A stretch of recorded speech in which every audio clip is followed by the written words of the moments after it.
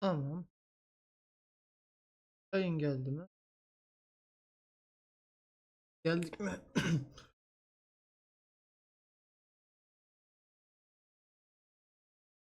Yenile geldi.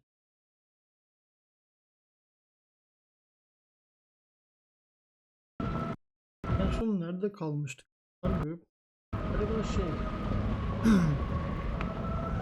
Plaja bakın. Plaja bakın.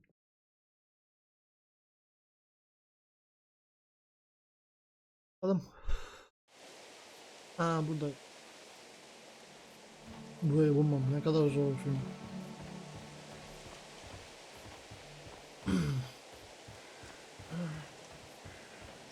Onun içinde bir şey var mı? Yok. Normalde pip bağlayacaktım. Observing the coastline and the moored boats, we are able to see that the lake's water level dropped. The lake has flooded the quarry. The dam was probably breached. Tamam. Bu alacaktım normalde de. Ay çok pahalı. Pahalı değil de tütünü pahalı. Burada Ama gene de alacağım galiba. Direkt. Pas. Pas. A label with the name Las Zarpas. Pas.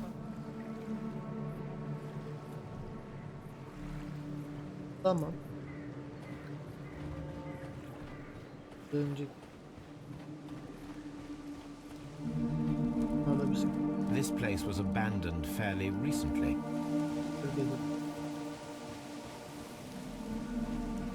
Öbür tarafa gideceğiz. Şurada merdiven var. Kesin merdiven.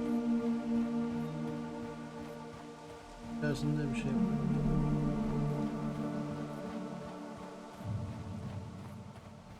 Yazıyı. Şu. An advertisement for lake cruises. Çocuklar ilan vermişler.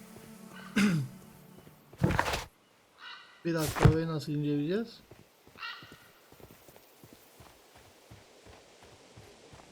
Abi gidebilseydik, keşke bir açık dünya yapsaydık. Neler ki? En azından oraya gidebilseydik ya. En kötü demiyorsun.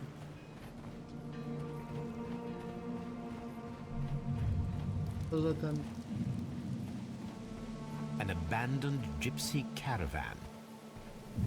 tamam, bir tane karavan var. İçine girebiliyorum. Bilmiyorum. Onu göstereceğim.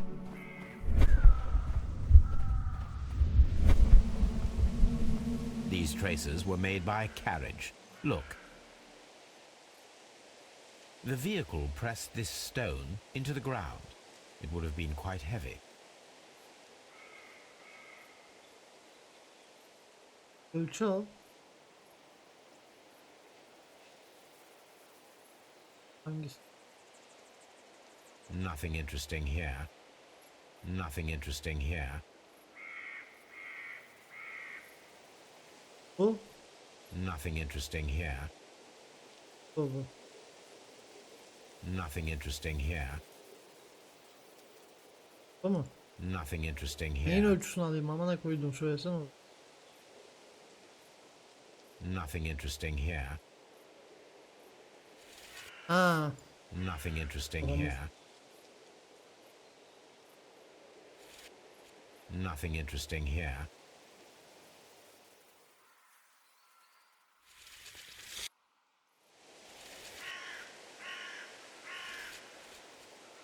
Evet. Ölçü nasıl alayım? Neyin ölçüsünü? Böyle bir şey. Biraz büyük göster. Ben sikimi ölçerken de öyle. Büyük gösteriyor.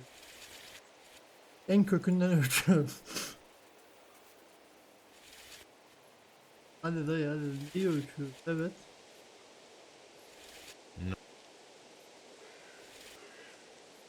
Yolu mu ölç?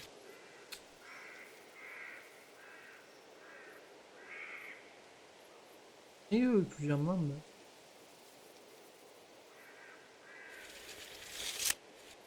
Nothing interesting. Nothing interesting.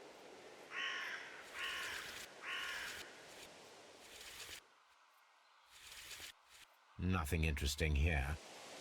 Abi taktik versene ya. Taktik. Nothing interesting here. No. Öyle. Şu. Gelme burada. Nothing. Böyle ha. Çok güzel.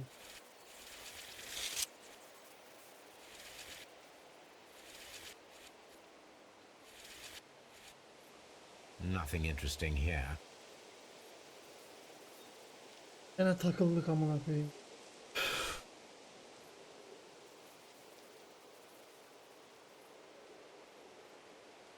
Aa.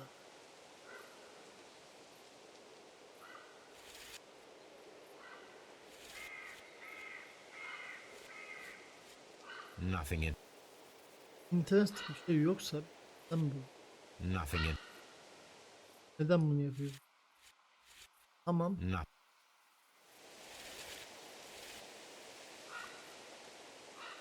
Nothing. Evet. Nothing interesting here. Aldık işte 3 santim. Öyle mi? Nothing interesting here. Öyle öyle.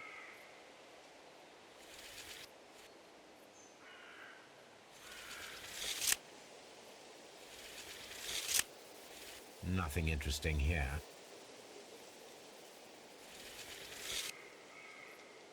Nothing in.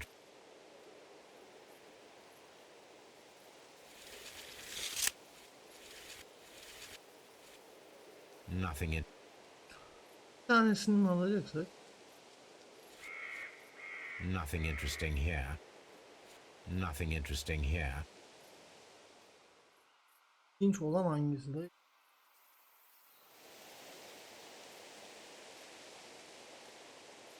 Ah, bu değil, bu değil, bu da değil, o da değil.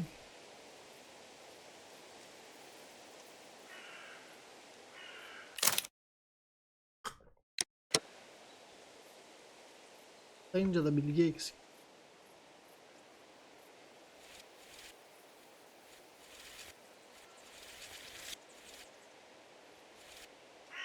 Nothing interesting here.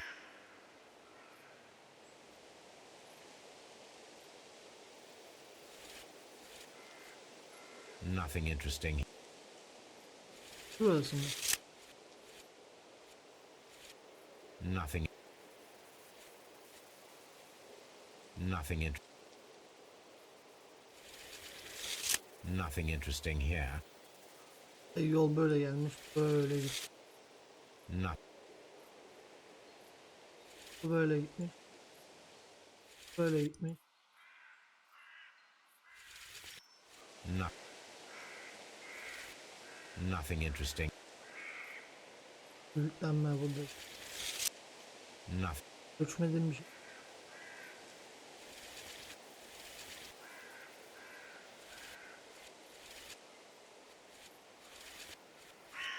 Nothing interesting here.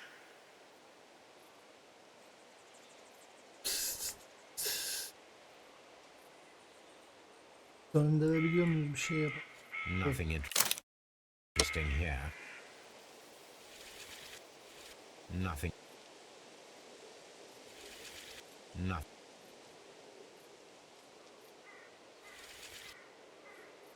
No, Hadi. nothing. Nothing interesting here. Ha, bununla bunun arasındaki boşluk.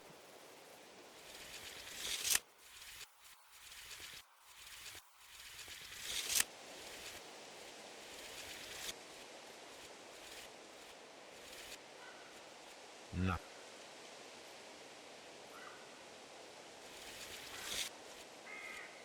Nothing. Nothing in. Nothing. Nothing interesting. Nothing Bu da interesting. değil. Bununla bunun arasında. Nothing. Bununla bunun arasında. Nothing interesting. Bununla bunun arasında. Nothing. Nothing. Neyi ölçeceğim, neyi? Nothing. Nothing interesting here. Nothing interesting here. Nothing interesting here.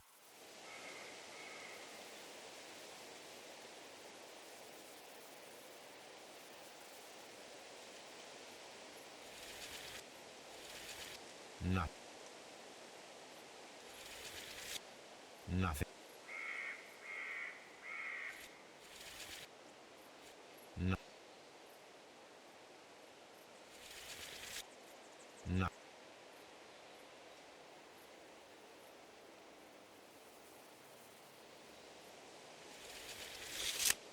Nothing interesting here.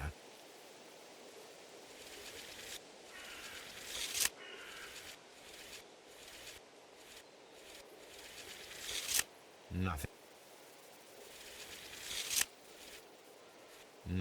Nothing interesting.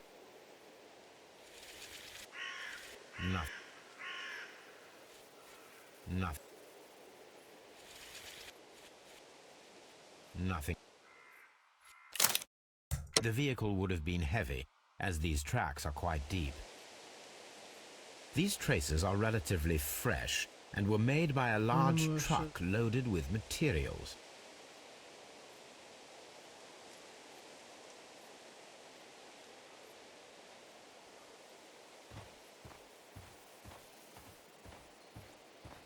Derinliği ölçecektik ya.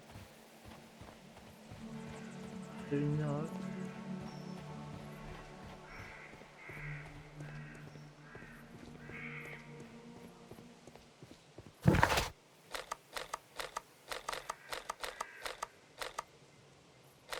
Ne yapacağız?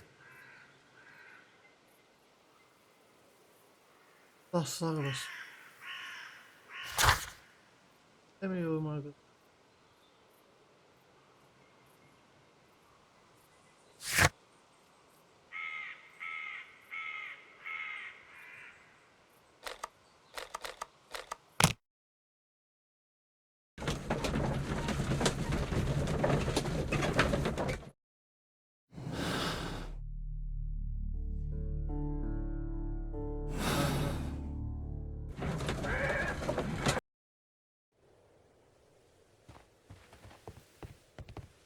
A fake train.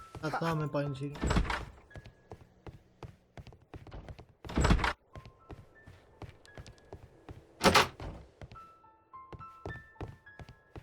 Evet, hadi. Uyuyalım. The entire train has disappeared. It's a disaster. Tamam.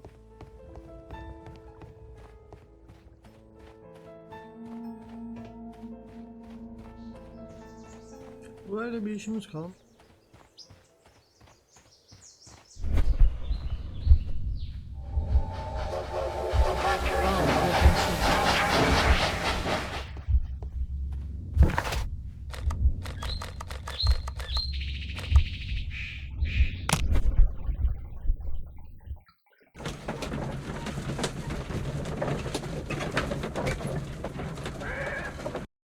Bir vurma arkadaşlar.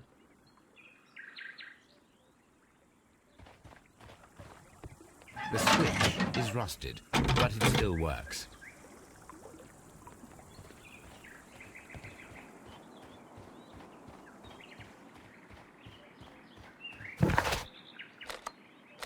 Yürüyüşler. Ben geliyorlar. Burada bence. Mines. This is interesting. Aynısı.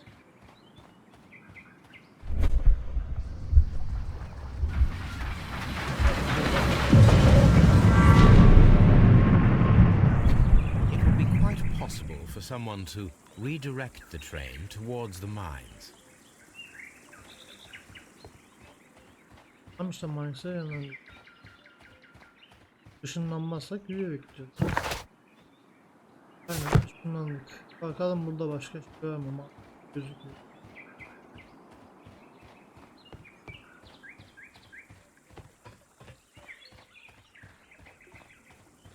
Solda git.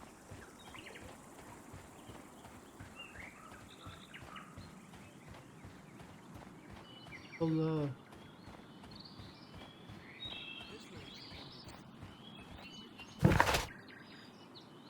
Evet. Sen eve gidelim.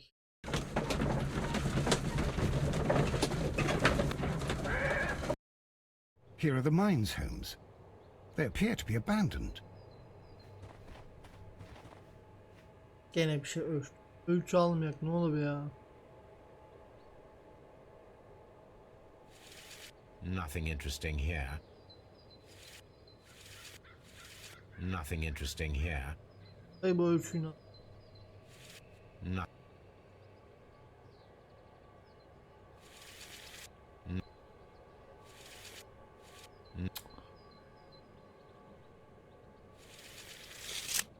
Nothing.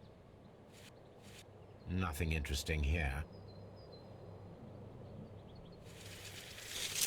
Nothing interesting.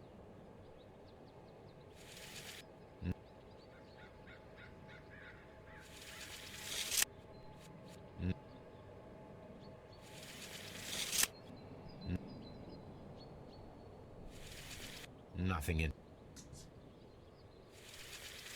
Nothing. Nothing. No.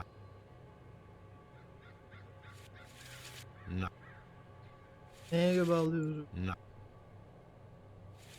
No. No.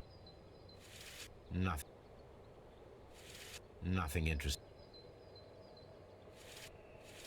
Nothing interesting here. Nothing interesting here.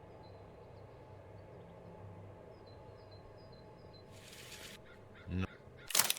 A small vehicle with wooden beams went down this way. Ölçü alamıyoruz. Yok. This mine has completely collapsed, Holmes. It is curious, but to be truthful, I am not entirely surprised. Ha böyle olsun işte bak vidalar var. Someone removed. A few feet of the rails have been dismantled.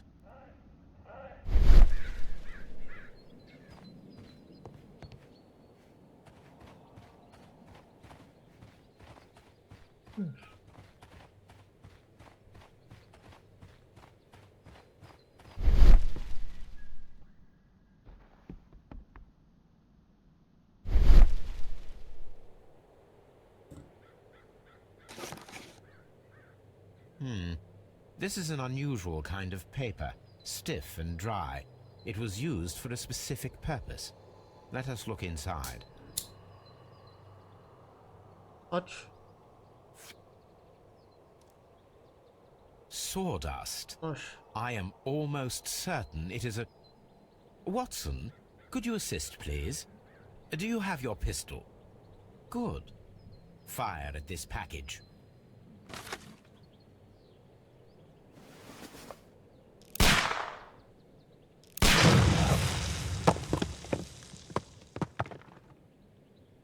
Dynamite.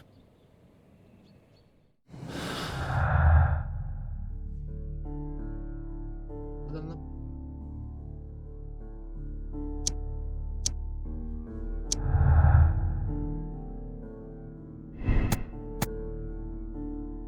Dinamitler trenin içerisine sokup kapatabilir.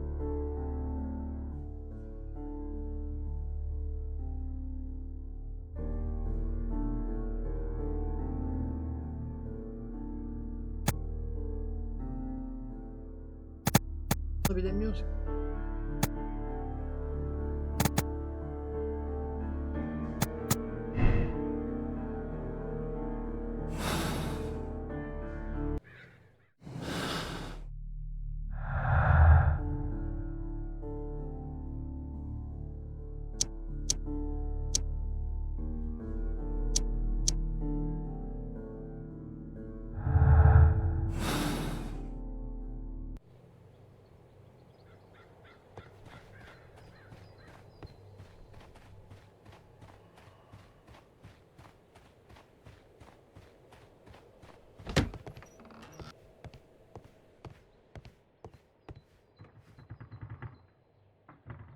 This box Gene must mi be the gitti safe. ya?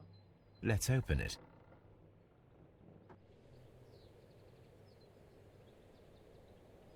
Ay.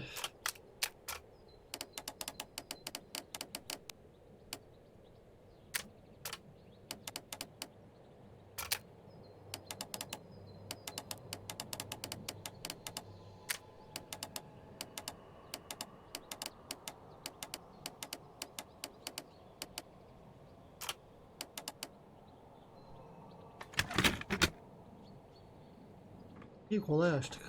Buna alıştım da ölçmeye alışamadım. The Mexican company Caracal and the Chilean Arkadaş. Barcazas both want to buy the mines. I need more information. Perhaps Mycroft could help. Alkort'un işini de yaptık büyük. Şu andan itibaren Barkas etkiliyor. Yanı vardır. Bu şirket madenleri gelecekleri sahibidir. Ayrıca bugün bulunmaması Watson, it seems that both South American companies were involved in the purchase of the mine. The man at Doncaster who fled our approach, he smokes Mexican cigars. Perhaps... Yes, Watson. We should certainly speak with him.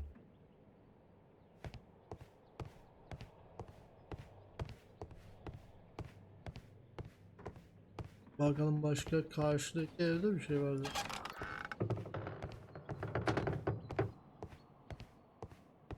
Oğlum böyle niye? Böyle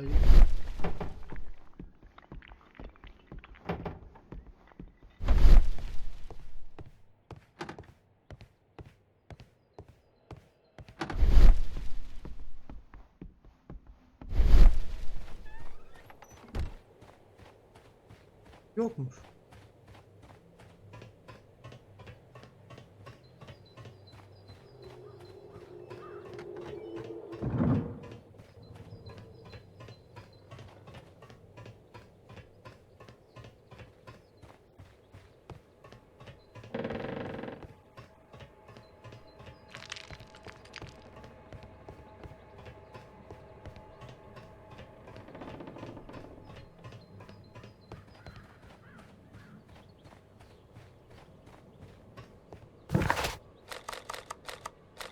Chesterfield'a tabii gidelim biz.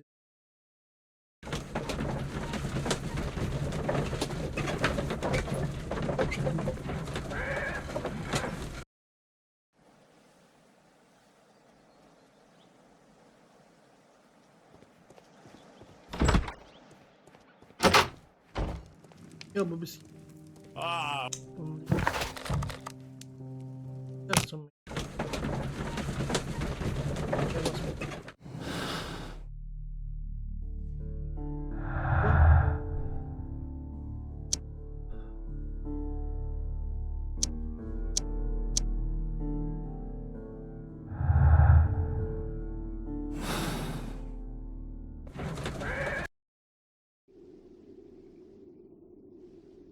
Alırız.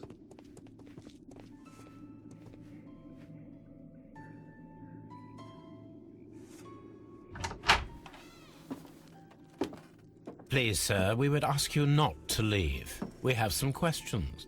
Are you the police? No, we are employed by the railway company. We are collecting witness statements about the train that disappeared last night. Lo siento, I'm in a hurry. Really? It seemed that you were waiting here for someone. Could you tell us if you were at the station last night? No, I just arrived from South America. A formidable journey, no doubt. Which country are you from? Chile'de De Chile.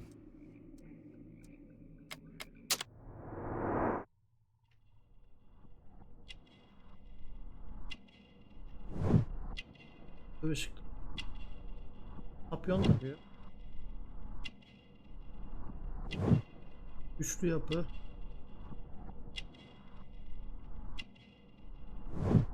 Ağda sigara içiyor.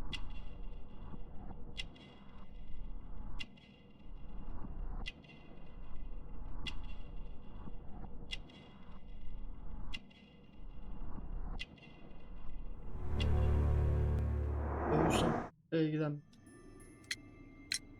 Chile? But you are Mexican. No, you are wrong. Why would you think I'm Mexican?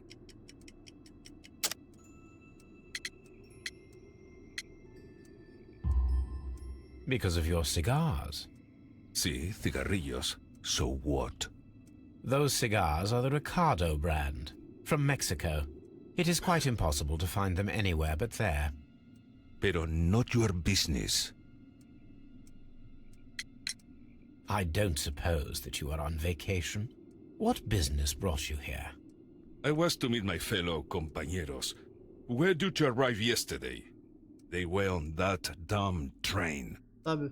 Tabii. I will stay here and hope that the authorities find them, or their bodies.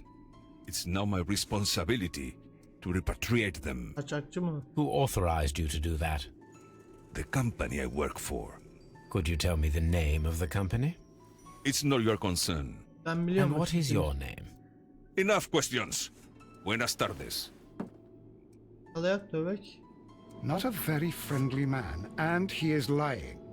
He said that he just arrived, but we know that he has been here for several days. Diyor. Nasıl söyledim? Boş bir evladıyla.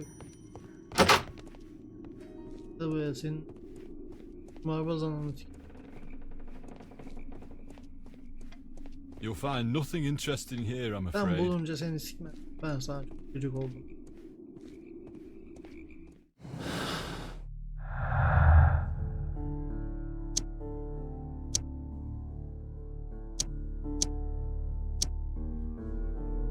Nasıl hiç alakası?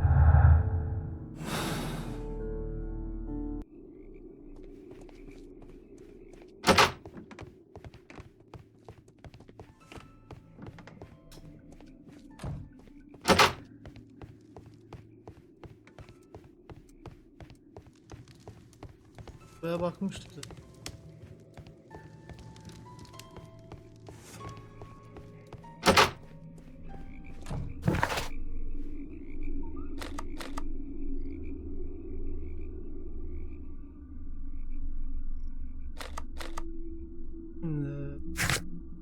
Meksika'da bu adamın pahalı marka sigarasını o açıdan bunu söyleyebiliriz. Kokusu etrafı. Her bir şekilde nefes alıp geçen birkaç arkadaş kullanmıştım. 4 saatlerine uğraşmış dışarıda görebilecek bir şey. Köyün yakınında bana bak.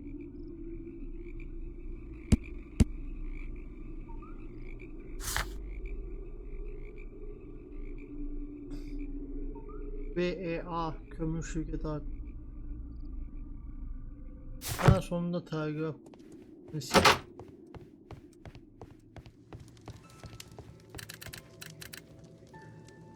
I asked Mycroft to find out some information on the WEA Coal Company. Here is his reply, and it is an interesting one. Bir şirket var.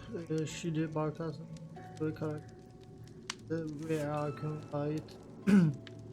Madenleri satma. Amerika'ya karşı anlaşma.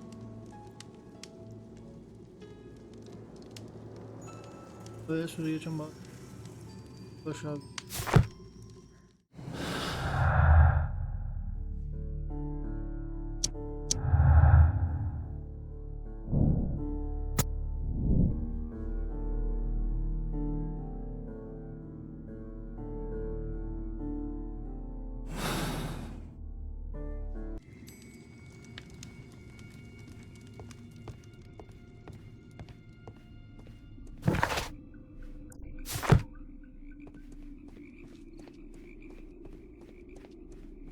Cevap ver artık harbiden sinirlendim. You'll find nothing Benim ben- interesting here, I'm afraid. Abi buradaki yan yolu ince... Harbiden bir inceleyeyim ben. Ne olur ya? Yok ki bir şey amına koyayım.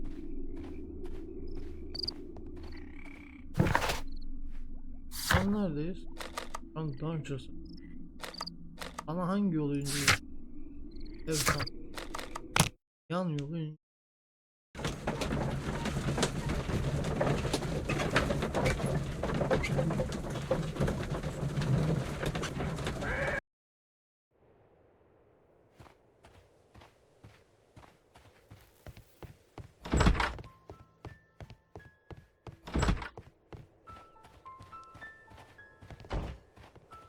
Ben abi. The entire train has disappeared. Bence de. Orası çocuğu yalan söylüyor. Adam olamıyor gibi. Burada yan yol var bir yerde de. Nerede ama?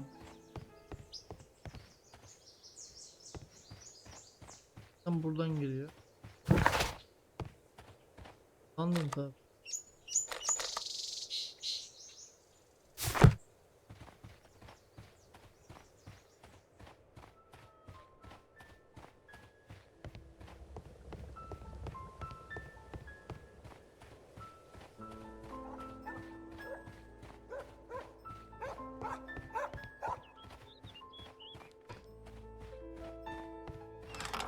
Hah.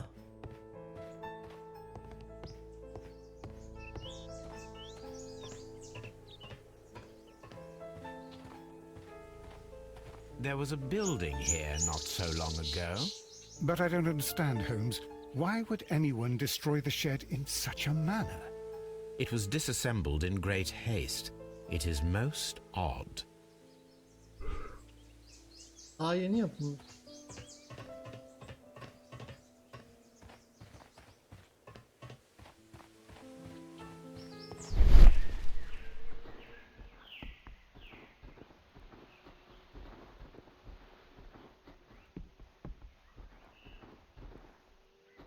Geldi kızım. Ne oldu, bir şey aldı ama.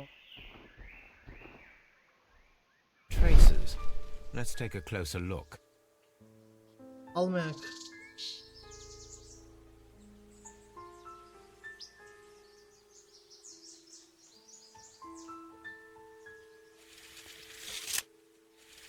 Nothing. The vehicle would have been heavy, as these tracks Aa, are quite karşıdan deep. karşıya. These Aşağıdan traces are relatively fresh and were made by a large truck loaded with materials. The traces found at the disassembled shed near Evesham and at the lake were from the same vehicle.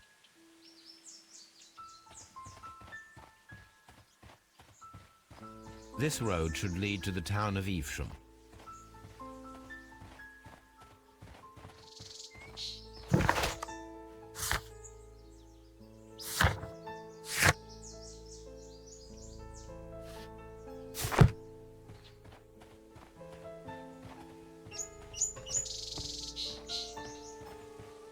Göremediğimiz bir şey.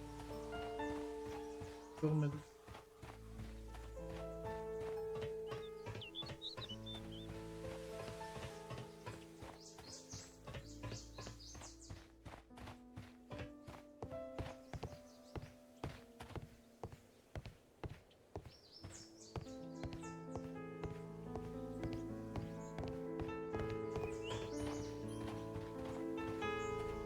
All these trains and railway stations, Chileans, Mexicans, and Robinson with his prototype. Holmes, I'm utterly lost.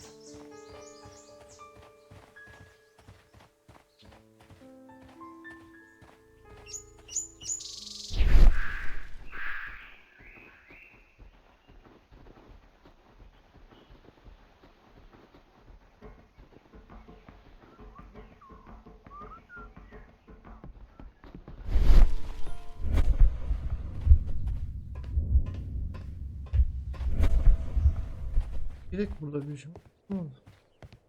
Dayıya bir sor.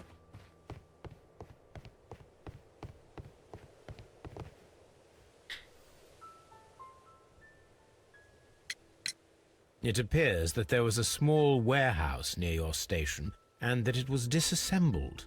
Why is that? It was burgled overnight about 2 weeks ago. The police have already started their investigation, but I doubt that they'll find anything. Allah Allah. What was inside the warehouse? Nothing of value. A few hundred feet of standby rails and some spare railway parts. But it wouldn't be easy to steal all of that. Why would anyone want to? Akte bir tren yapmak için şey yol götür. See you later, my good man.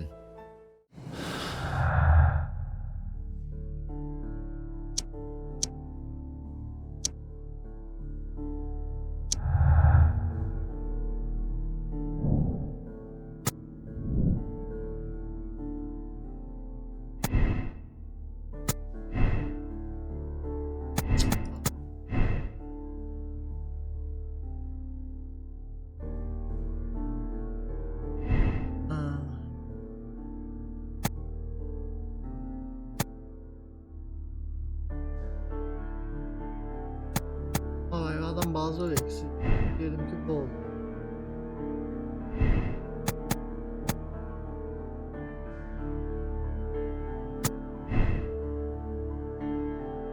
Taş desin.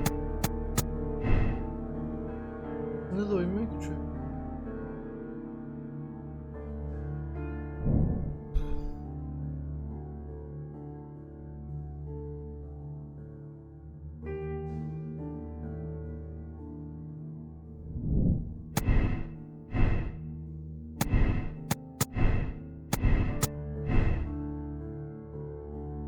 Bu hepsine demiyor muyum? Yok abi. Gerekiyorsa gel.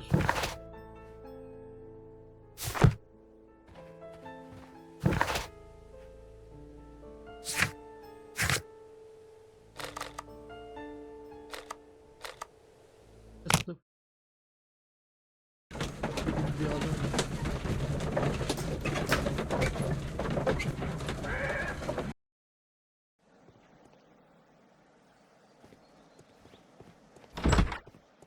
Ötecek. Konuş. Konuşma.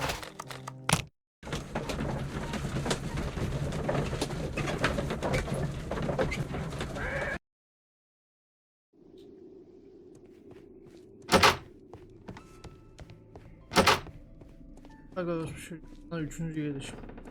Ve konuşursun artık. You'll Benim find nothing ben- interesting here, I'm afraid. Seni tutuklatmazsın mis gibi.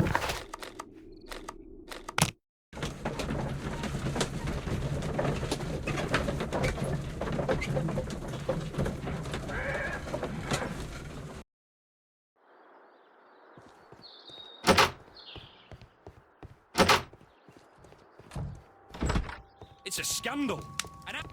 I will not move from here until I Tamam tamam. Don't touch anything, please.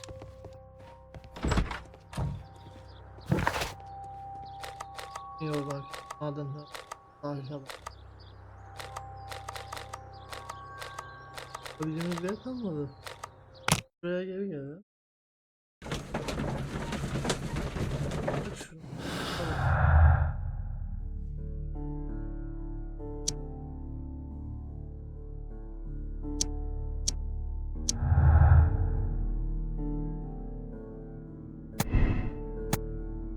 Oraya giden demiyor. Ev. Madenlere giden. Evet bu. Bu hocam. Da burada. Çökmüş olamaz çünkü madenlere gitti. Çünkü buradaki adam görmedi.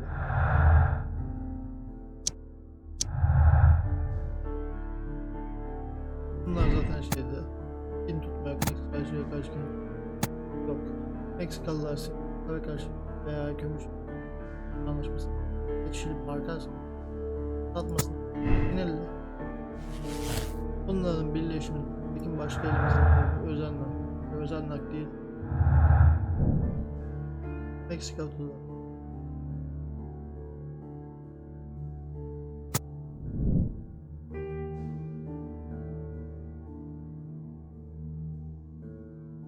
Tamam bu da.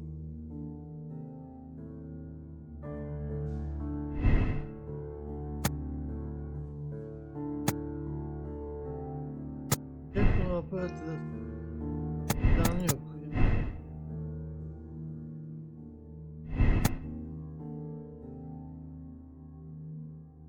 Ha o şu.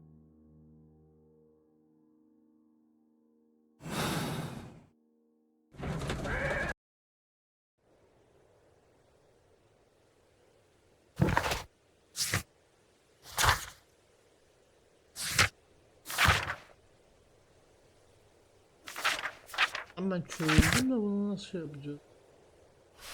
O konuşmalar.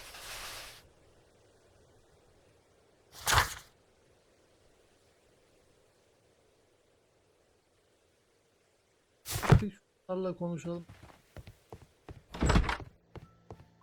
Hangi gebezek? Bu adama gel. Konuş. The entire train has disappeared. It's a disaster.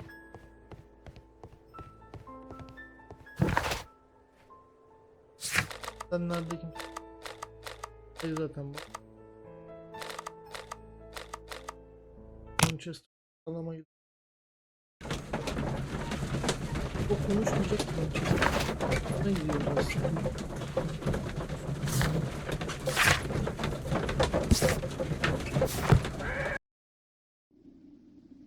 All these trains and railway stations, Tamam Chileans, dostum Mexicans. içerisindeki olduğunu.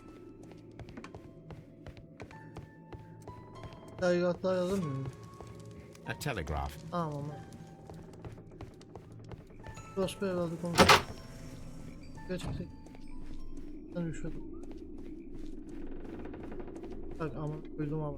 You'll find nothing interesting Aa, here, vuracağım I'm ben. afraid.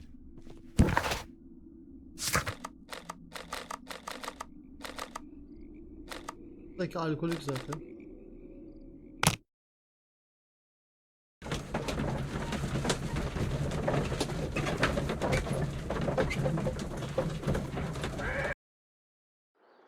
Da şey zaten. Evet.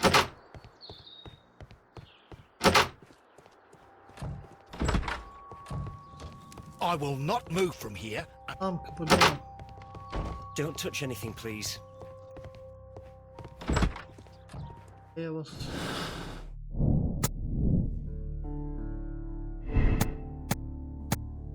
Geçti. Tamam. Tamam.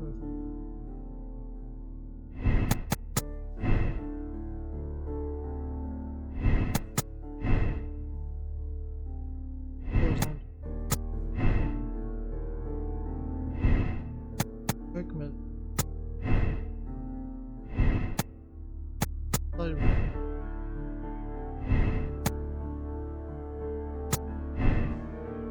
Adam çökmedi ya.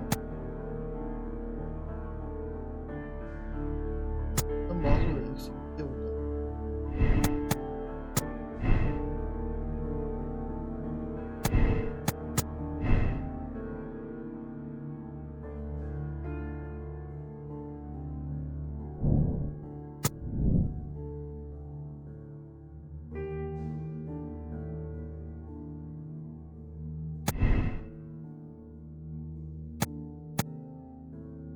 Ne gidiyor tam?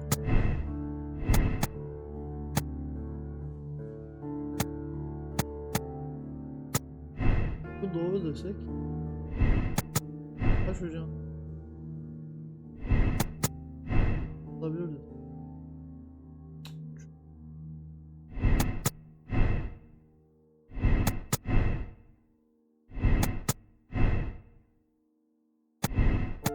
Peki deliller onu göstermiyor ya. Tamamlar.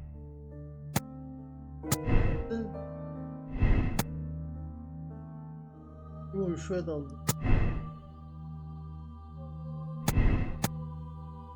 Robinson.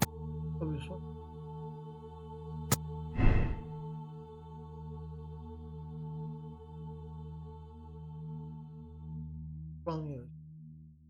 Meksika.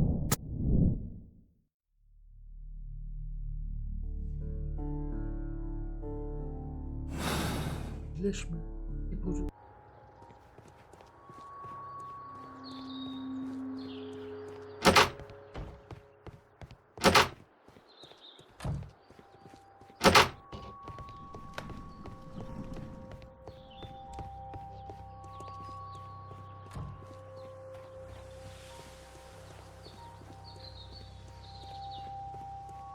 Tamam açarız.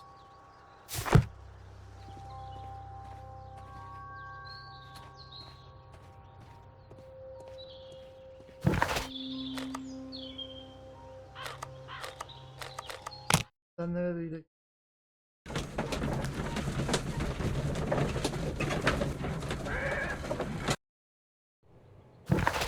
Elimizdeki deliller var. En son deliller.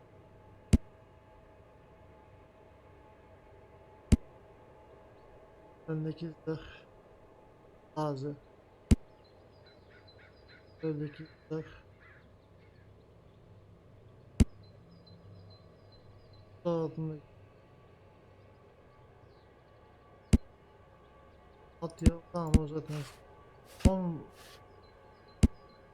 bu ilk buldum.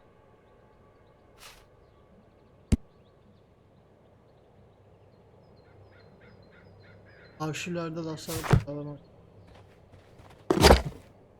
Güzel ya.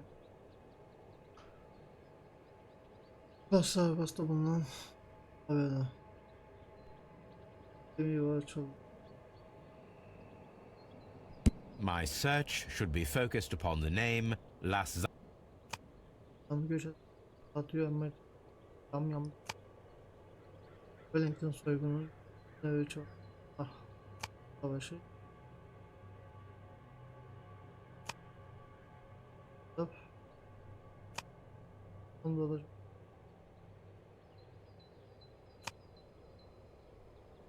sahibi.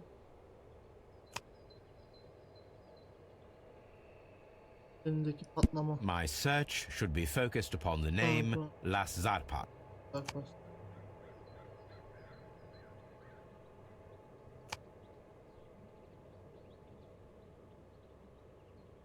My search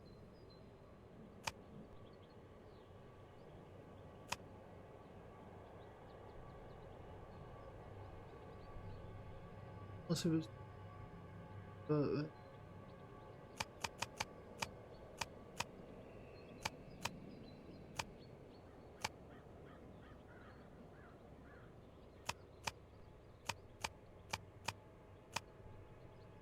Asla basacak öyle ama da Paris.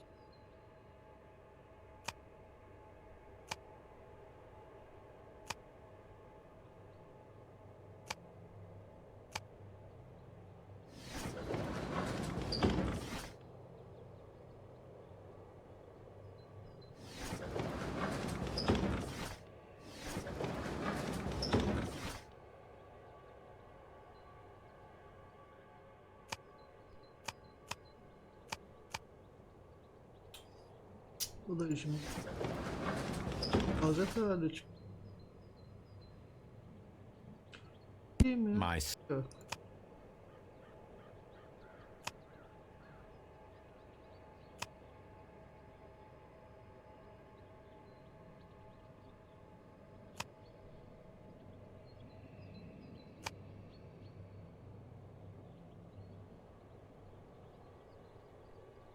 my search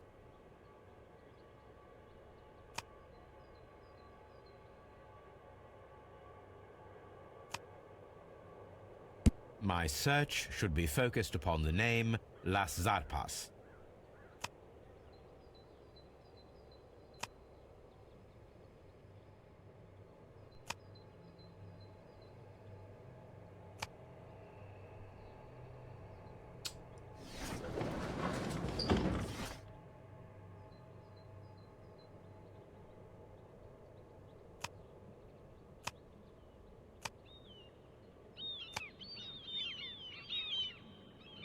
Sarpas yük taşımacı. Sarpas gemisi ağır malları taşımadı. Konumda. Sarpas isim ve karga adındakiler. Ve maden çıkan meşhur. Here it is.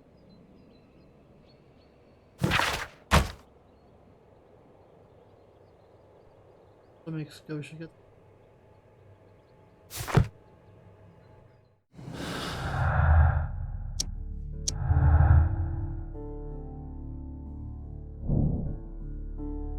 Bir zaman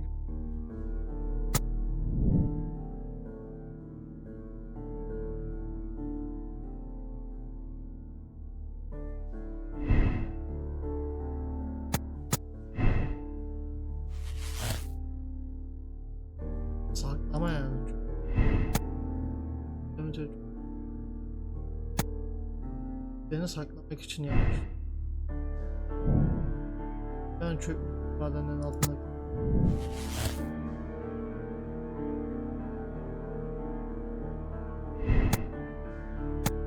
Çökmüş olabilir. Çökmüş olamaz.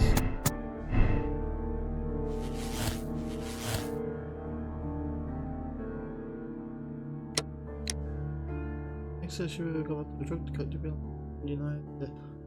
Allah şiddetle ve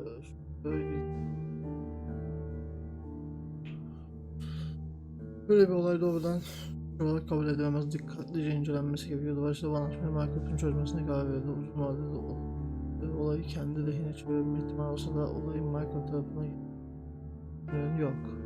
Meksika zalimliği birçok normal oldu. Benden olacak o.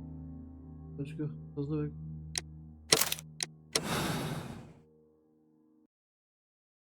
sevmiyoruz. Sherlock Holmes.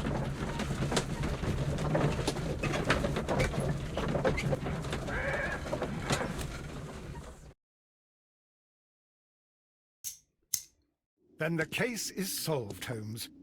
What do you intend to do? Well, I shall require assistance for the arrests. There were accomplices. Ah, but I know that look. You have your own ideas. What are they, Holmes? On the one hand, we have Mycroft and his tedious political games. He will locate the guilty parties without any trouble. But it will be a long and drawn-out process, and possibly with some compromise that will be to Mycroft's benefit. Our other option is the local constabulary, and advice from our friend Lestrade. The problem we have there is that the authorities seem to be incapable of acting quietly. They rely on brute force. It could result in an international scandal. All the same, I think that I prefer the forces methods.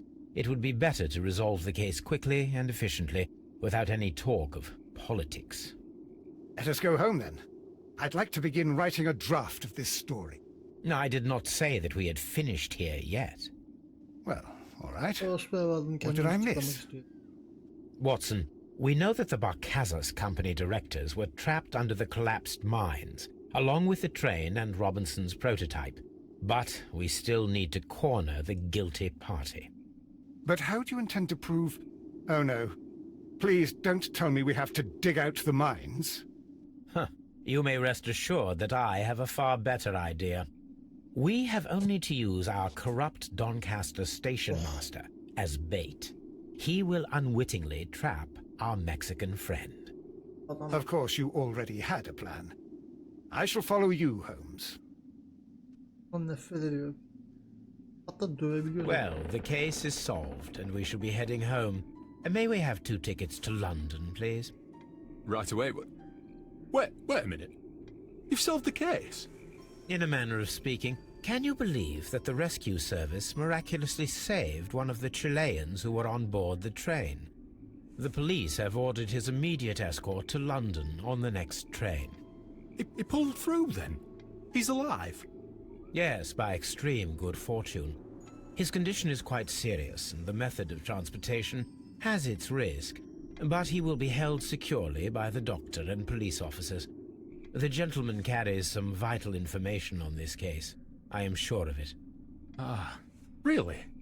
Your station will be famous, Mr. Duff. The journalists will be here before you know it. Goodbye, sir. Goodbye, gentlemen.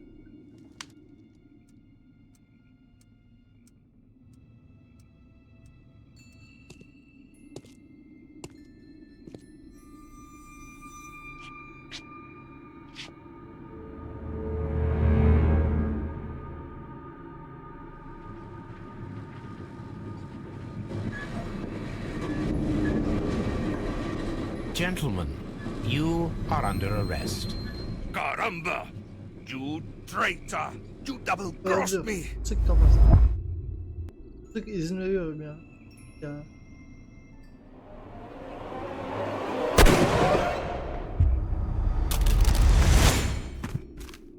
Lan eline sıksaydık. Holmes, I had to do it. Anam benim.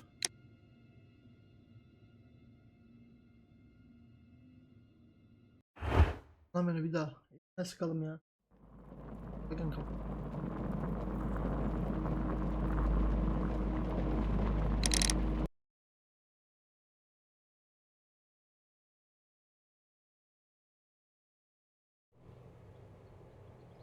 Oha. This suit...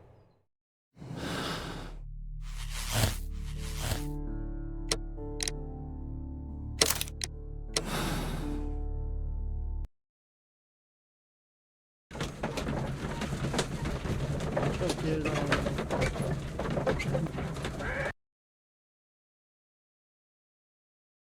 Then the...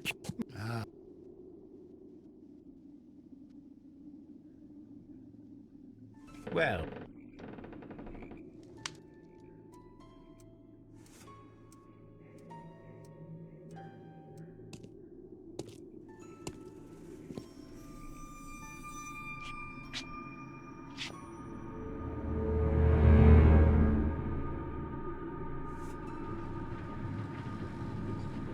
Eliler.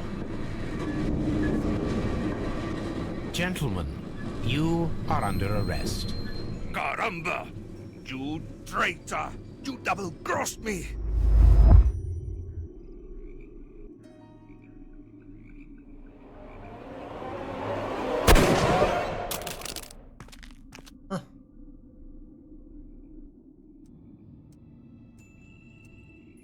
Good shot, Watson. I always knew you were a talented marksman. I didn't want another life lost in this case, Holmes. Oh my god! I thought I was a dead man. You shouldn't be so glad about it. You'll be up before the judge. Your testimony will be of great importance to the investigation. I would remind you that your cooperation will be the best way to ease your sentence. By the way, Watson, would you be so kind as to give me some shooting lessons later on? Yes, but not in our sitting room, and not with you wearing a blindfold.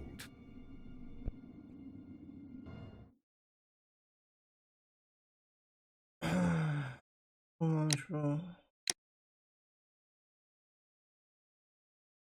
Zaten görmüştü.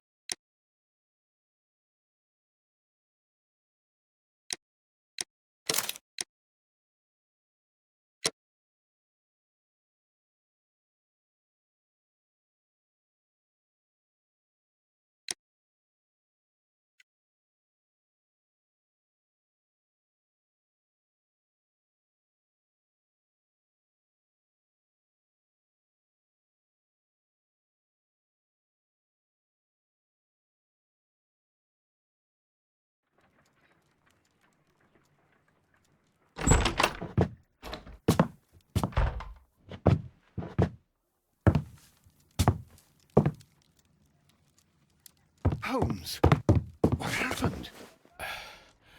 I feel... deathly. And you look it. Let me examine you. Please don't tell me that you've returned to your old habits.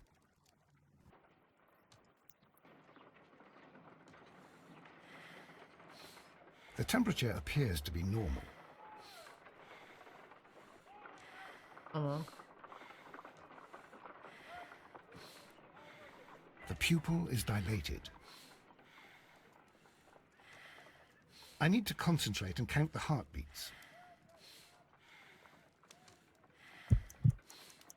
I need to concentrate and count...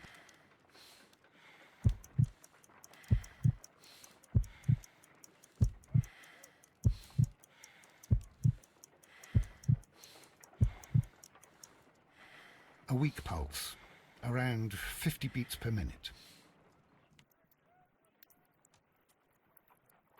But you're dying, Holmes. Your pulse rate is dropping. We need to get you to the hospital immediately. The antidote. Give it to me. The antidote? You mean that you're poisoned? Now. Please. Here, drink it all. Don't tell me that you did this to yourself. Hemlock and datura. I was compelled to. Holmes, imagine if I'd not returned home when I did. What might have happened? I knew that you would. Mr. Holmes, Inspector Lestrade is here to see you. Mr. Holmes is unable to see anyone at the moment. He is unwell. A good day, Inspector.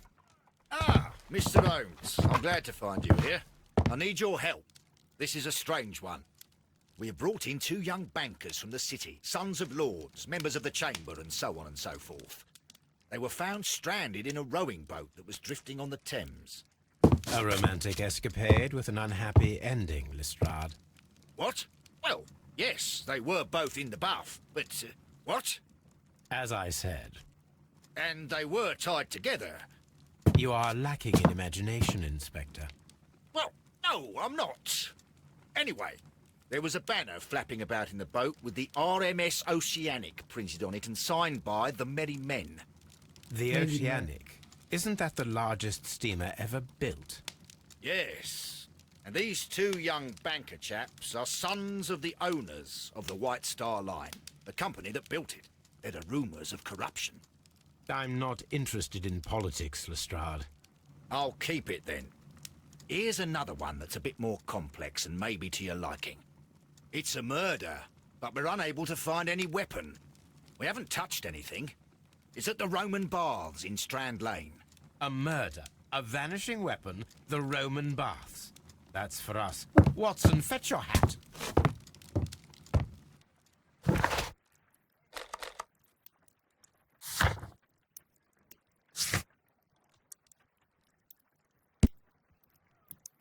Ben de diyor.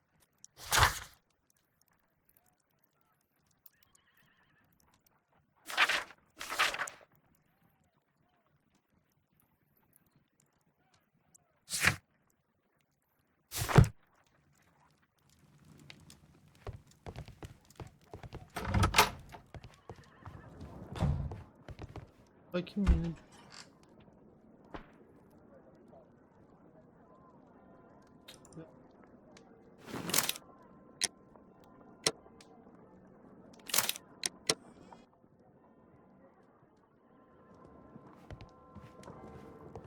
İyi miydi o?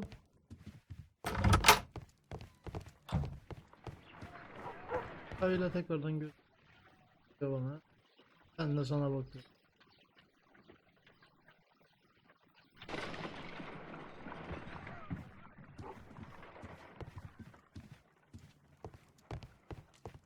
On the sofa for the third time today. Well, don't be surprised if Watson sits on you again. This is where I keep my post. My archive. I can always consult with it if needed. Hadi gidelim. Dur şununla bir konuşayım. I'm always wondering what's on your mind. Tamam. Takip et.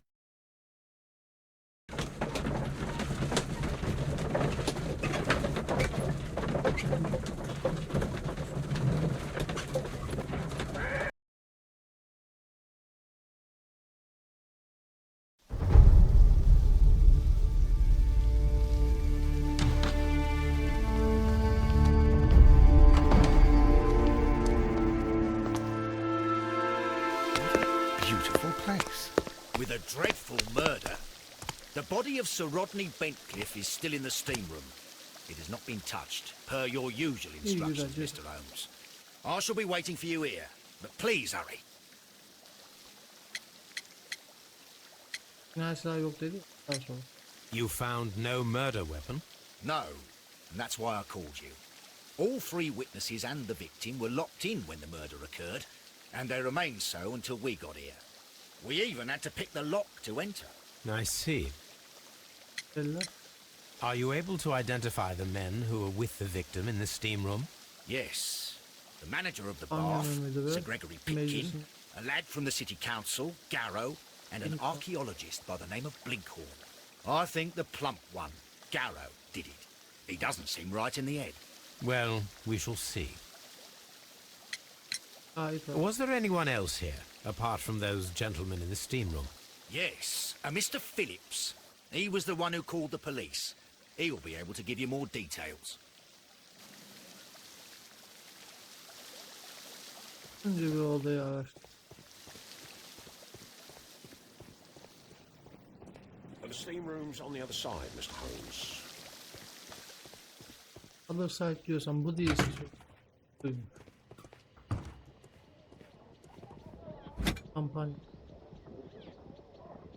Champagne? For a special occasion?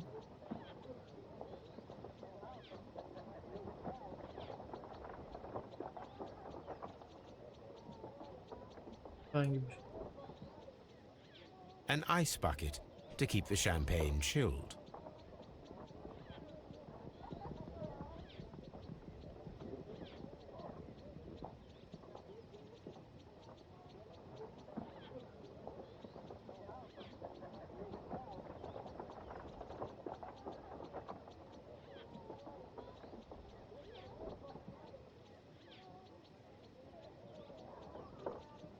Unopened. It was intended to be enjoyed after the steam session.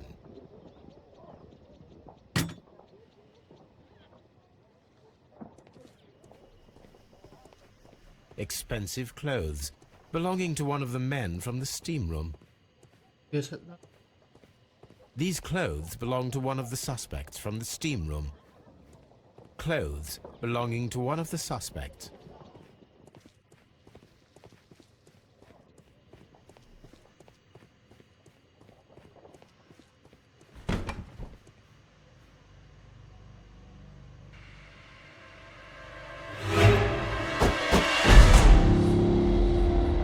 Good Lord, Holmes. Death with a peculiarly Roman piquancy. Like the one you almost had an hour ago. Let us forget about that.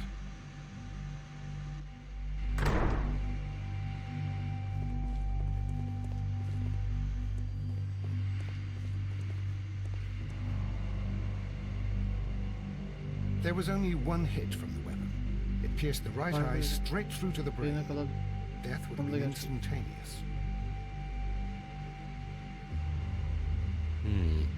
The wound should not have bled so profusely. This pool is rather large.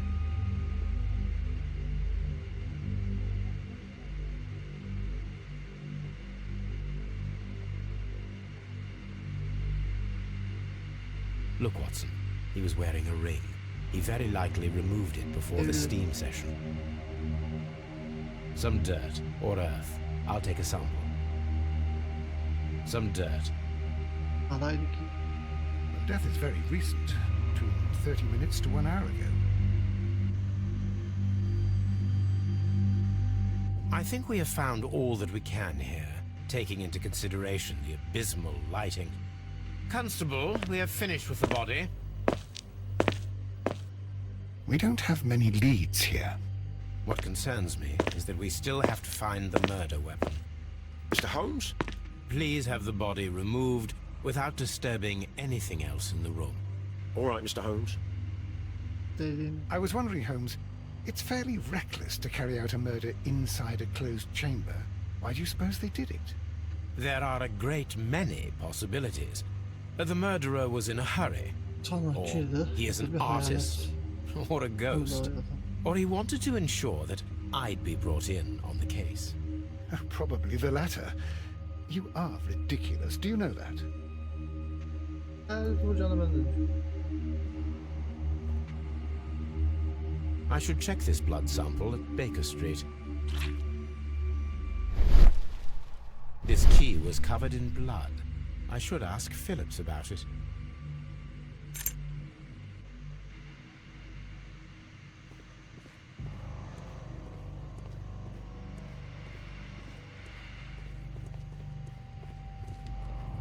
The brazier is still burning. The heat here is extreme. It is too hot. I cannot reach into it. I will need something to pick up this melted metal.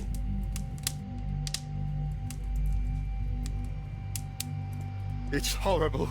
So Rodney is dead. Can't we speak about it somewhere else? I'm in shock. I don't want to talk. It's horrible. I can't talk at the moment. Sen de bir bakma.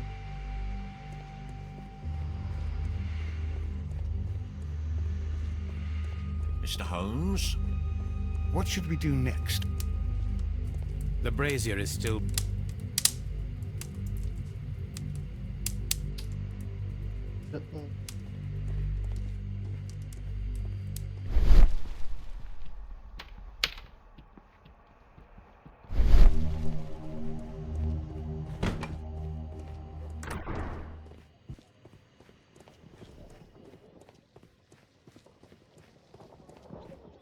Palete gerek yoksa.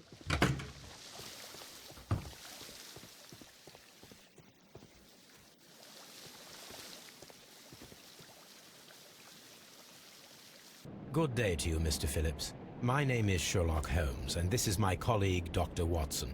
Would you be so kind as to answer our questions? Certainly, sir.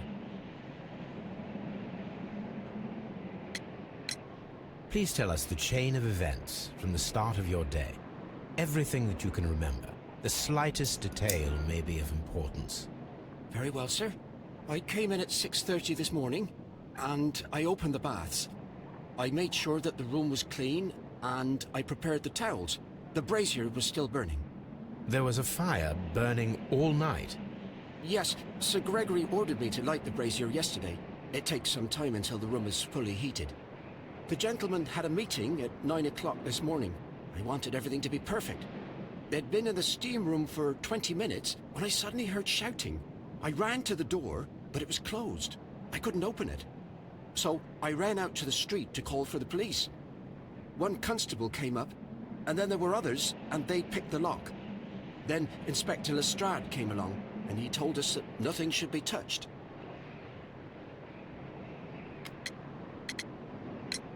There is a bottle of champagne on ice in the changing room. Do you have any idea who left it there? There is? Are you quite certain? I didn't pay any attention. Do you believe that it's important? Bilmiyorum tabii ki. Did you receive any other visitors this morning? No one. Until these gentlemen arrived. Sir Gregory was the first. And then, while we were discussing work details, Sir Rodney and Mr. Blinkhorn arrived, and Mr. Garrow followed. What happened after that? I waited until they'd all entered the steam room, then I returned to the hall. The changing room door was open, so I should hear if they needed anything. You would have heard if someone had entered or left the steam room. Certainly, sir. These doors make a lot of noise.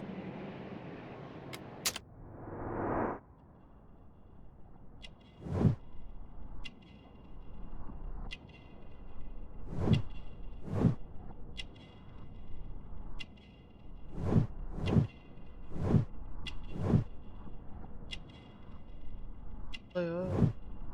Az kes.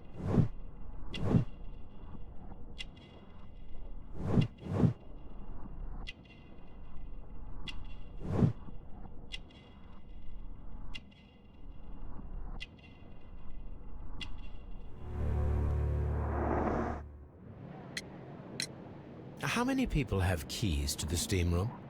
We have just the one key for now, which Sir Gregory gave to me. So, this morning you opened the steam room, and then? I put the key inside my desk, but when they called, I couldn't find it. It had disappeared. I don't know where it is. Did you leave the baths at any time, or receive any visitors? No, sir. I did not.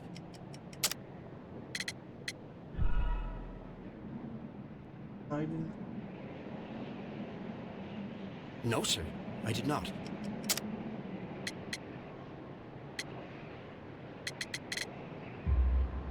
You are not telling the truth, Mr. Phillips.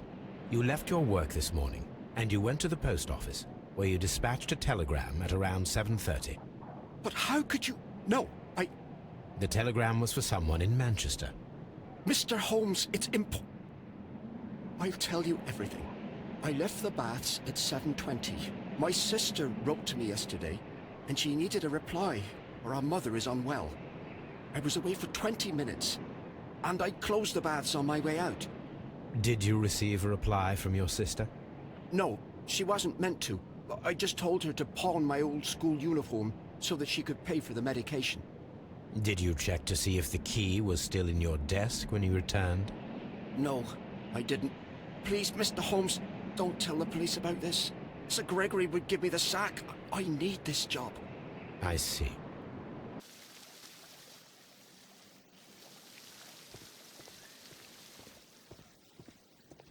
Frigidarium.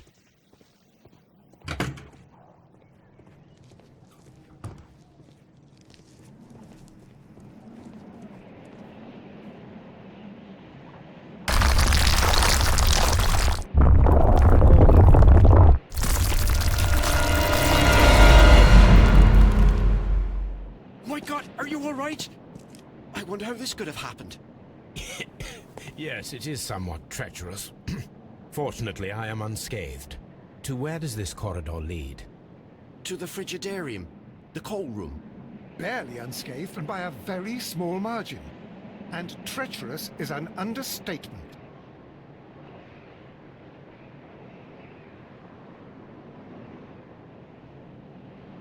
Those stones weigh tons. We won't move them. It does not matter. If our investigation requires it, we shall ask for them to be removed.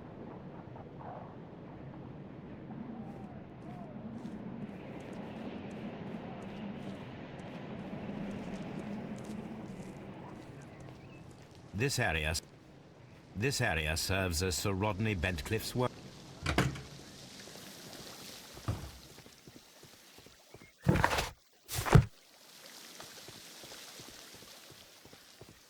Any progress, Mr. Holmes?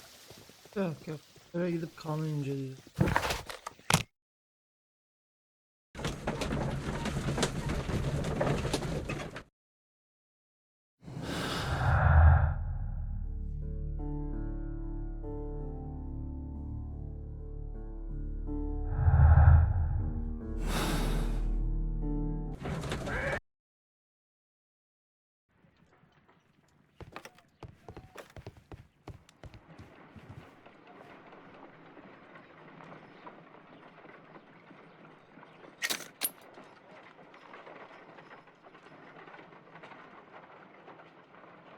Sonra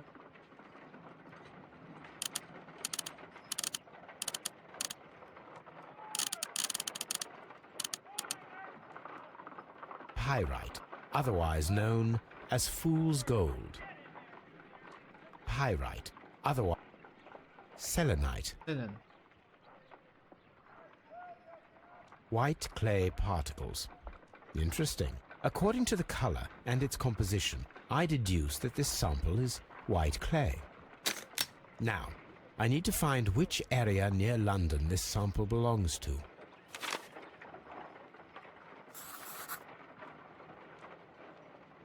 The sample of dirt belongs to the White London clay region, located near the city of St. Albans.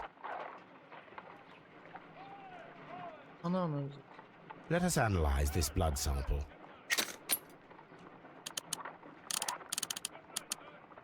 This blood has not coagulated well. It seems very liquid. That is strange. Let us see what is inside it. Hydrogen peroxide will bring any foreign matter to the surface. I must take a pipette and place several drops of hydrogen peroxide.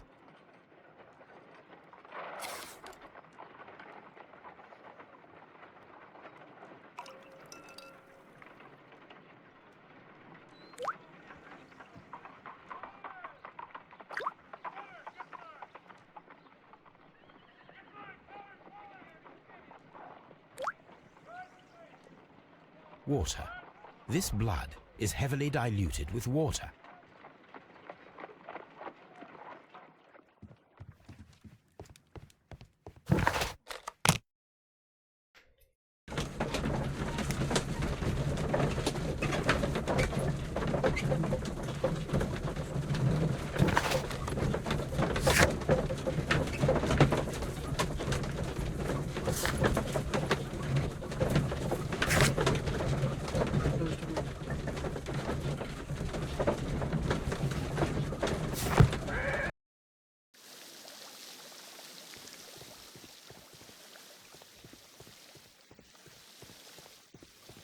These baths are becoming sinister.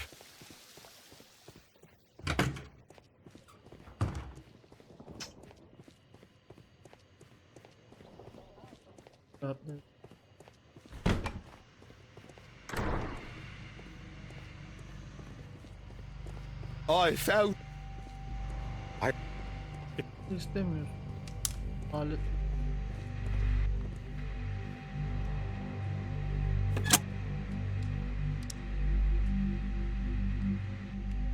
With the steam on, I'm unable to see even a few feet away.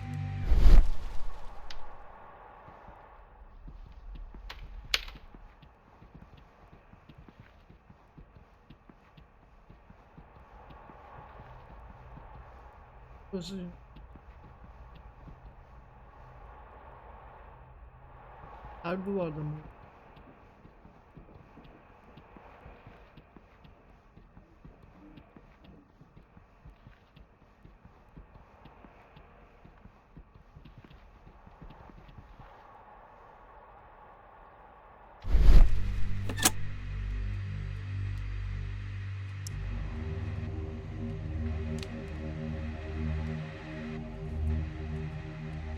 G. Newell and Sons, steam specialists, Seattle, WA.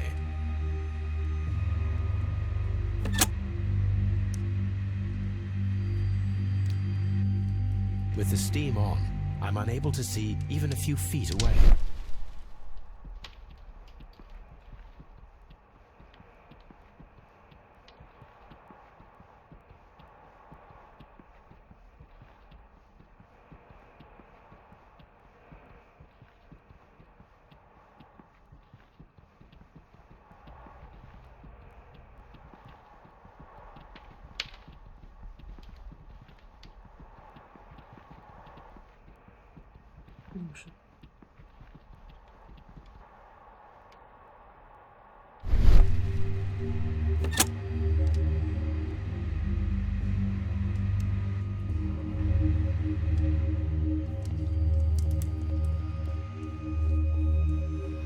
The grid cannot be removed.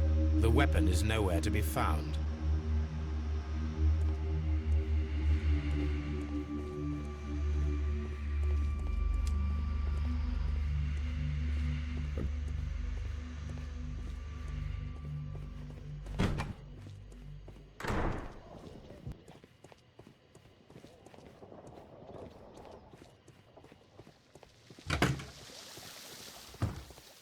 All these... Any... I'm...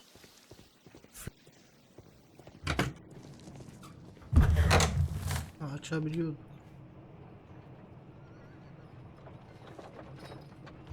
Ölmek. Tools used by archaeologists in their research. I will need these tongs. Kıskaçtı.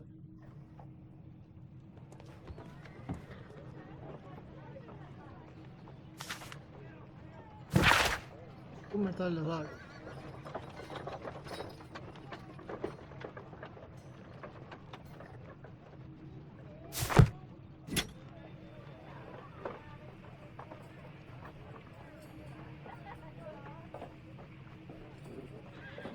A shape has been cut in the plate. What should be done with it?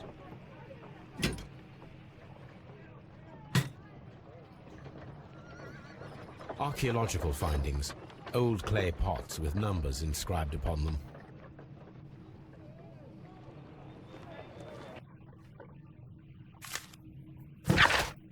Duyuyor arkadaşım.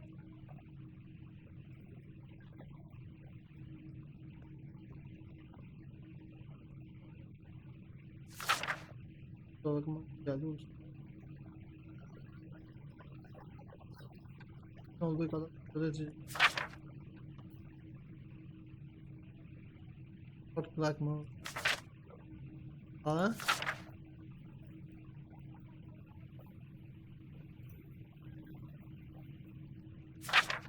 Söyleyebilirim.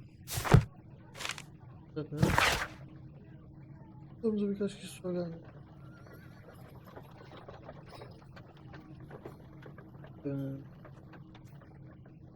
Ölmüşler.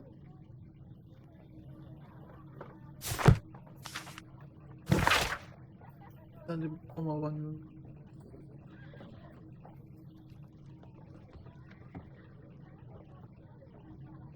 bayağı iyi.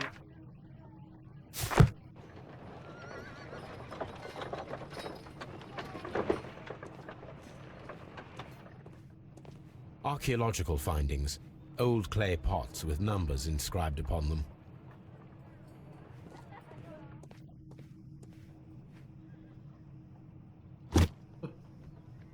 Glass plate negatives.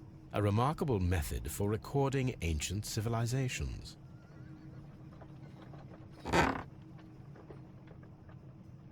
A glass plate negative is missing. Tamam, cinayetler. It is a glass plate negative of an Egyptian statue.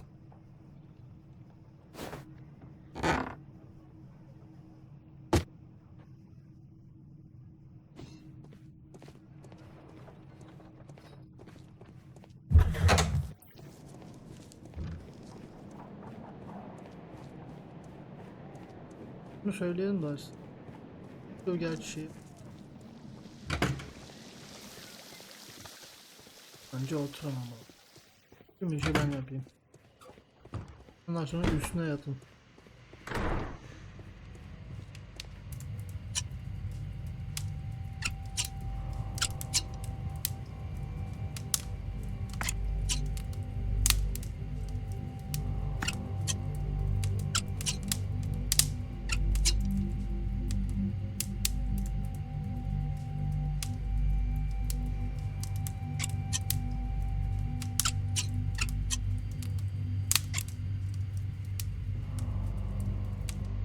I should analyze this melted metal.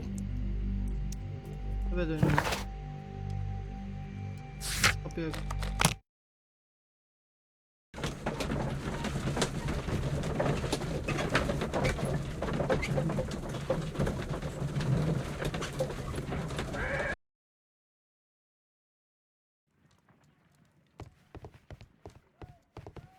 On the sofa for the third time today.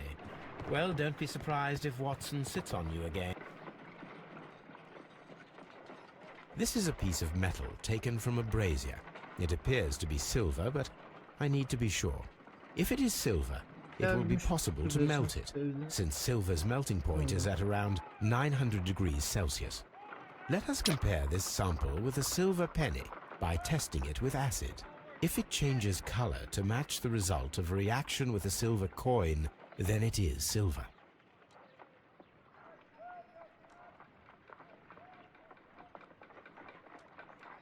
I must take a pipette. I must take a pipette. Asit nerede dayı? Ha. Acit diye yazıyorum.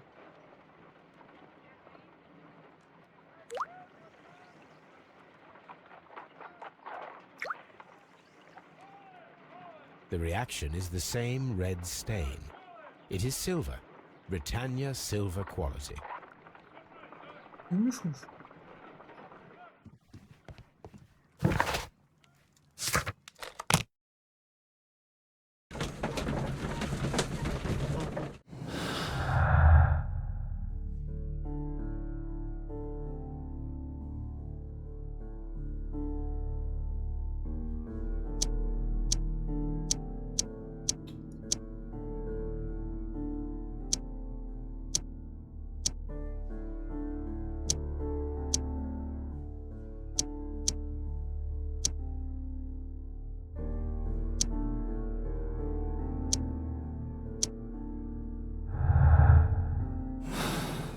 Şey.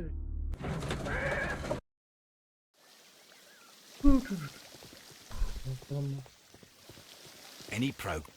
He's bad. Ne ama?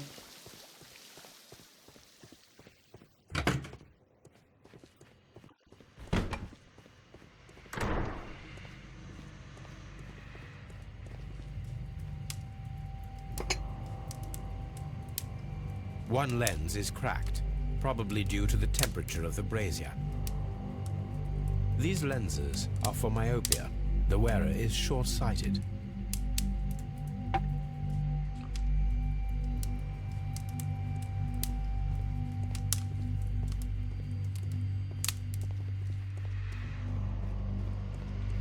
Konuşun lan. Oğlum sizi konuşturacağım da yapacak. Burada herhangi bir şey var mı?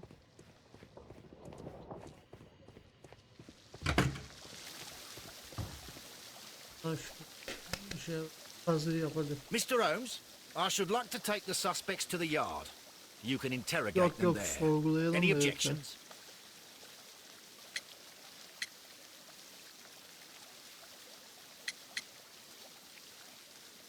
Sorun değil. None, Lestrade. All these events are...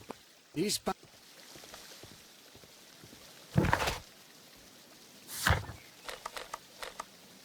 Bunları git. Burada sorgulayalım.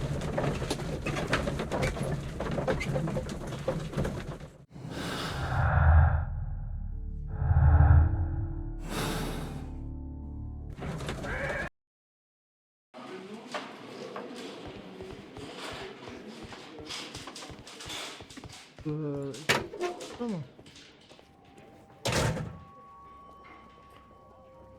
This ring was most likely the one.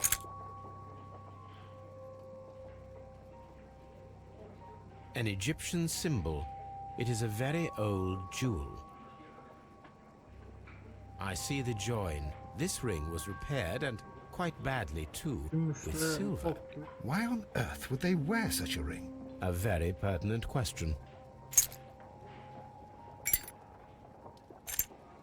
Madenim.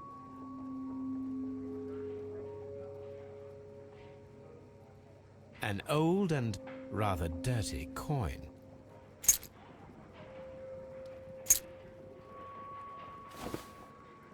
What the?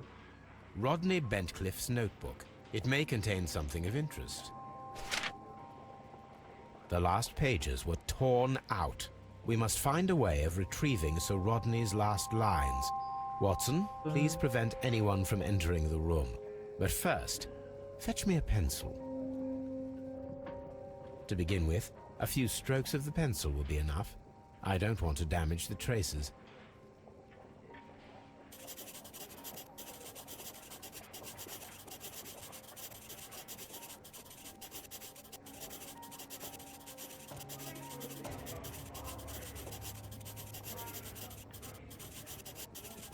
Çocukken de yapardım.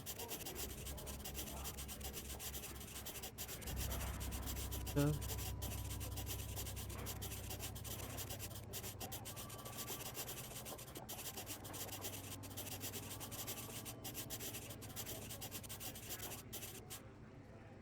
Şey yapıyor.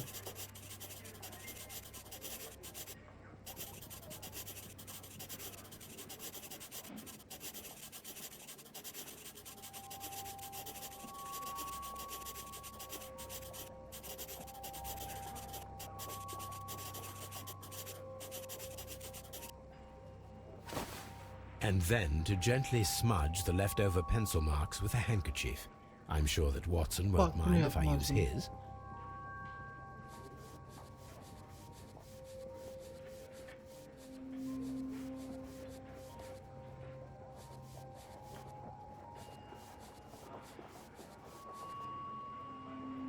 Neredeyse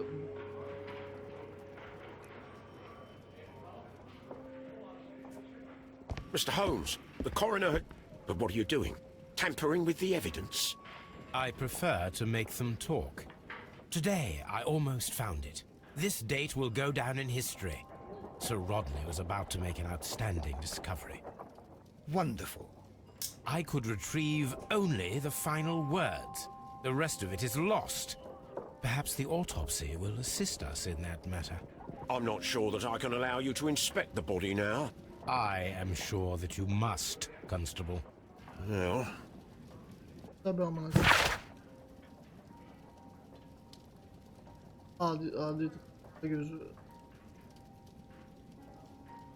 babası edilmiş.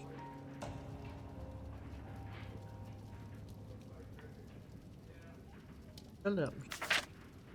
Bir adamla. Bakacağım. Hançer. A hand-drawn map.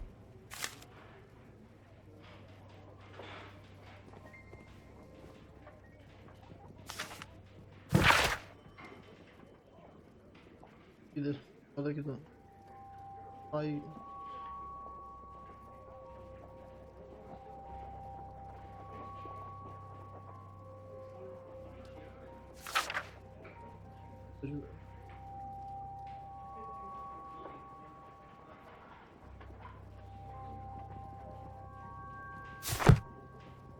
An ordinary pencil.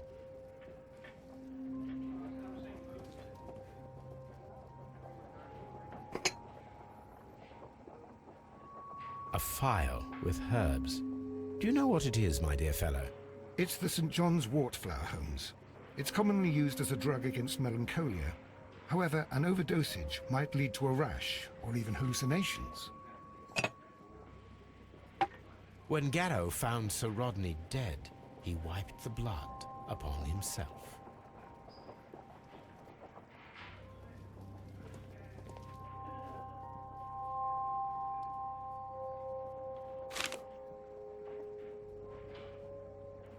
Sir Gregory Pitkin's visiting card. A fountain pen with solid gold trim. An embroidered silk handkerchief.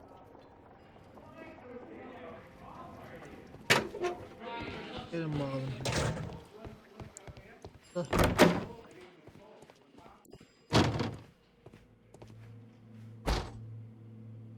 According to the coroner, there were no cardiac problems nor lung congestion, but there were traces of fungus, possibly contracted from the Egyptian tombs. An unusual wound, inflicted by a curved knife, which resulted in instant death, as the coroner's report says. The coroner observed no stomach nor liver disease, if we're to accept that Sir Rodney was an occasional drinker and 63 years of age.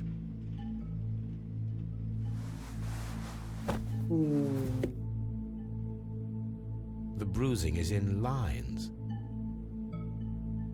Some light bruising, caused by a rope. They were caused by a... Adam gözlemiş tamam.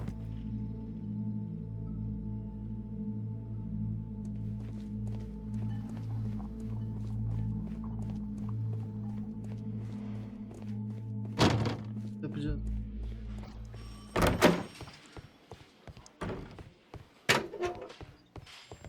Please escort this suspect for interrogation.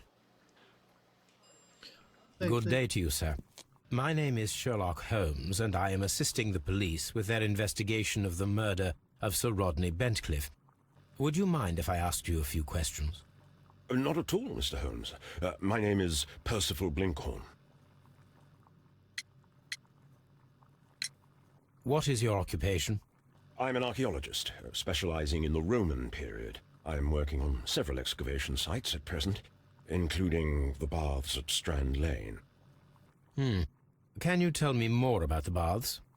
Well, we're hoping to retrieve a great many interesting artifacts from the site, and to list any items of value before their eventual restoration and exhibition. And has it been successful? It has, thanks to Sir Rodney. Bunda bir şey var. What was your relationship with Sir Rodney? Well, I couldn't say that he was a kind man, no. But he was talented. I felt a great admiration for him, I must say. Was it your first collaboration? I had met Sir Rodney briefly once in Egypt, and I'd shared my researches with him. Surprisingly, my work did convince him to come here. He arrived only a couple of months ago. Surprisingly? Well, Sir Rodney was a cold man, and so very secretive too. But I learned so much from him. I can't believe that he's dead. Can you tell me what you saw today? Well, we entered the steam room and we all went to sit down.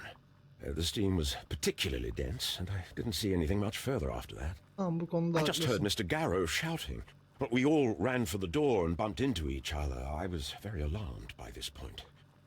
What did you do? Well, the door was stuck, and with all the steam, it was quite frightening. I was barely able to see my own feet. Garrow was covered in blood. Do you believe that Garrow killed Sir Rodney? Oh, no. Garrow couldn't harm a fly. Onu da söyle.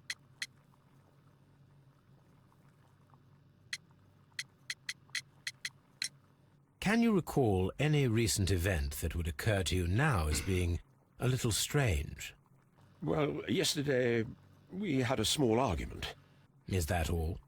No. Sir Rodney informed me that he was to attend the London Arkeological Congress with me. Then he advised me of quite the opposite. And rather aggressively, too. How well were your researches progressing before Sir Rodney's arrival? Rather well. Şuraya bas. Tamam abi şu. Burada. This letter reveals that Sir Gregory was prepared to put a stop to your work. Yes. But since Sir Rodney's arrival, he had calmed down. He allowed us to work. I'm not sure what they agreed on. What will happen now that Sir Rodney is dead? Well, I haven't thought about that.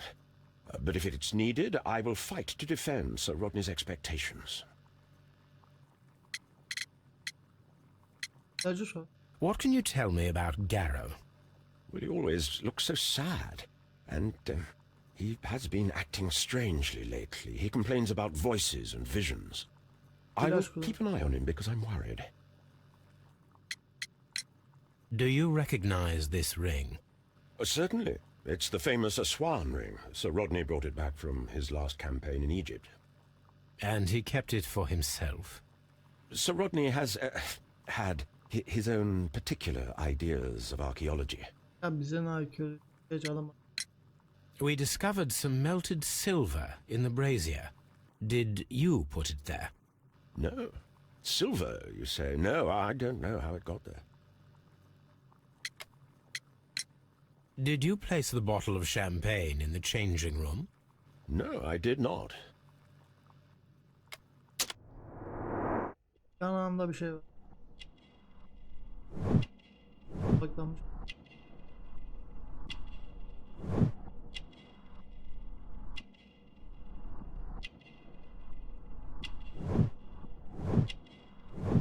Gün dondu. Zengin değil.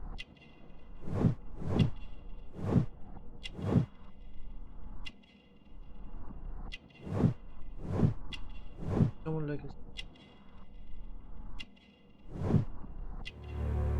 Ellerini açık. Tamam, arkeolojist. Please escort this suspect for interrogation. Good day to you, Sir Gregory. My name is Sherlock Holmes. I'm assisting the police with their investigation of the murder that took place this morning. Would you mind answering a few questions? Tell me, Mr. Holmes, will I need to stay here for very much longer? Agresif. Bunu direkt yap.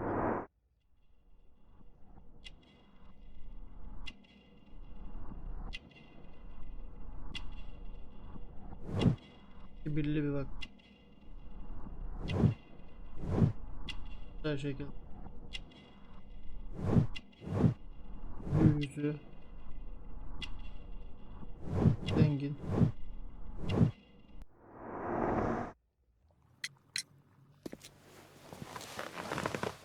You are the manager of the baths, is that correct?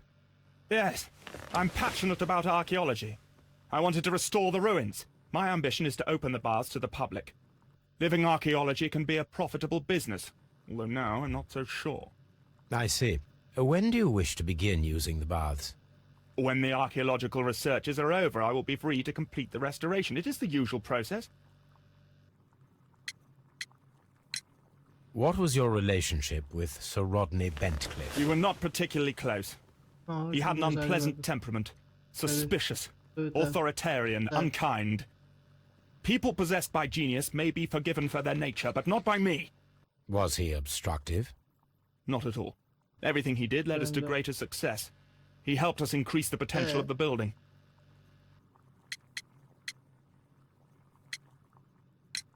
Please tell me what happened this morning.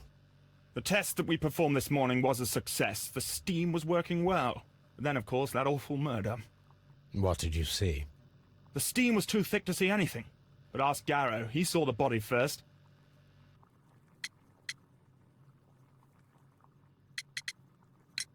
How was the work progressing before Sir Rodney's arrival? Rather slowly, I would say. Mektubu mu ya?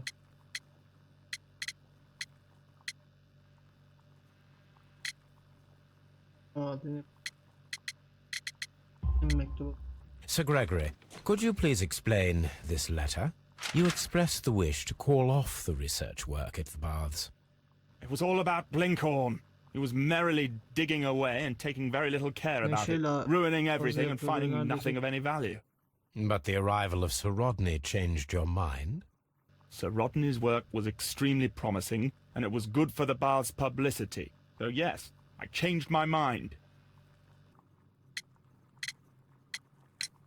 Some melted silver was found inside the steam room brazier.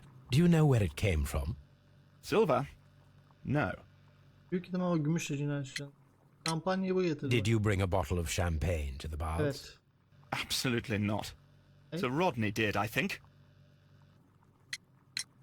Had Sir Rodney exhibited any recent strange behavior? Look, I'm not a suspicious fellow, but I think that he had professional interests elsewhere that he did not wish us to know about. Why should you think that? Where? I have no idea. But after all, it was not my business. Are you aware that Mr. Garrow is under a form of medication? Garrow? No. But I never liked that parasite. Do you believe him to be capable of murder? Well, he did have blood on him. Does that make him a murderer? Bitti. Please escort this suspect for interrogation. Hadi bakalım. Arkadakini de sor. A good day to you. My name is Sherlock Holmes. I'm assisting the police with their investigation of the murder of Sir Rodney Bentcliffe. Would you mind if I asked you a few questions? I am Tristram Garrow.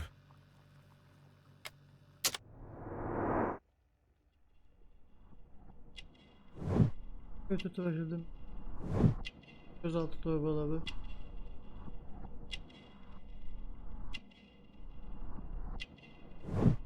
Elle.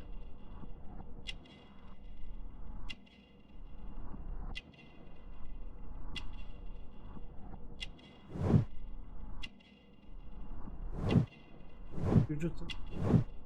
Altta bin. What is your occupation? I am a councillor at the district chamber. What were you doing at the baths? Well, I follow the researches. I am interested in arkeology. You follow them? Yes. So many things happened and we need to know. Or perhaps it's better hidden. I beg your pardon, Mr. Garrow. I meant nothing by that. I apologise. Ben bir su alıp geleyim. Susadım ya. Benim damacana...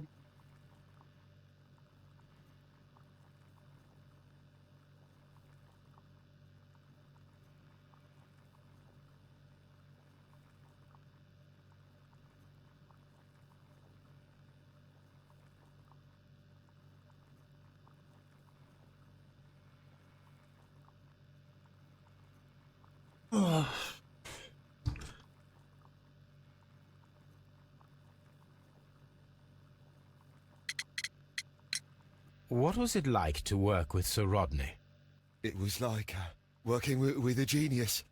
He was a hard man, but then you know this world is hard. There are always people who want to steal from you. And he trusted me, but oh. Are you feeling unwell? Oh, I'm sorry. It is I remember. Oh, I feel so sorry. Do you need anything? I feel bad. I hear... No, nothing. I'm better now. Please try to recall what you saw today. The room was so hot. I had to remove my glasses. I was not feeling so very well in there. But you found the body. I saw the knife, you know, flying through the air. I saw the blood. I tried to escape. I don't remember. You saw the knife? What did it look like? Everything was as if in a nightmare. It all happened so fast. The knife was shining like gold. Altın parlayan kalem. Did you place the bottle of champagne in the changing room? What? No. We discovered some melted silver in the brazier. Did you put it there? It didn't help. The power is too strong.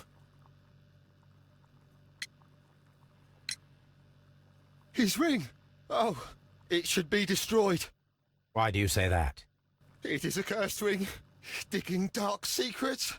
Really? It is after me now. I know it. I shouldn't have worked on it in the workshop. It's too late now. Had Sir Rodney exhibited any recent strange behavior? Well, he had been rather secretive these past few days. Last Thursday, for example, I saw him leave. when he returned, it was very late. He showed me some wet coins, Roman coins, and he started to laugh.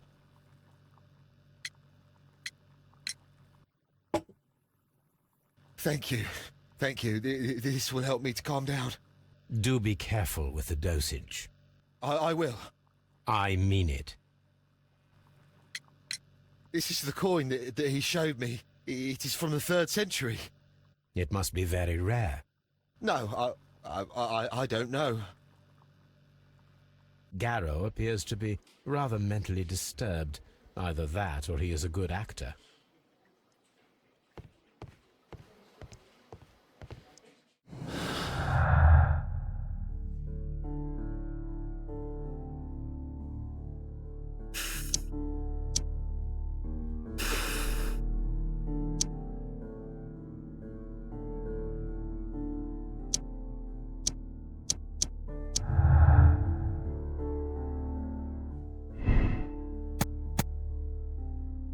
Sonra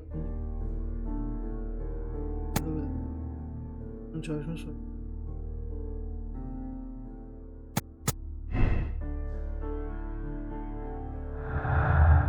kampan sorun ilacı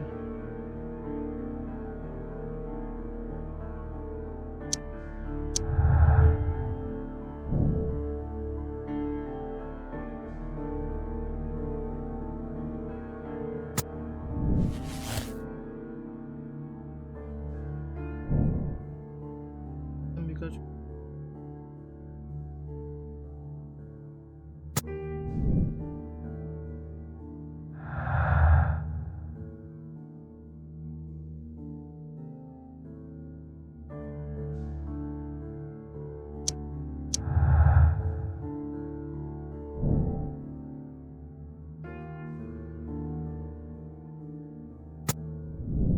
hemen gümüş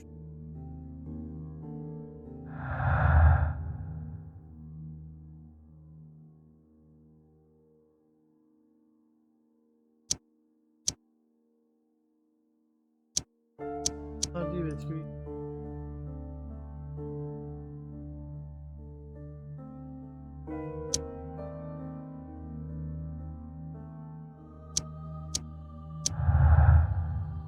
alakası bu önemli ürün anlamını buradan dolayı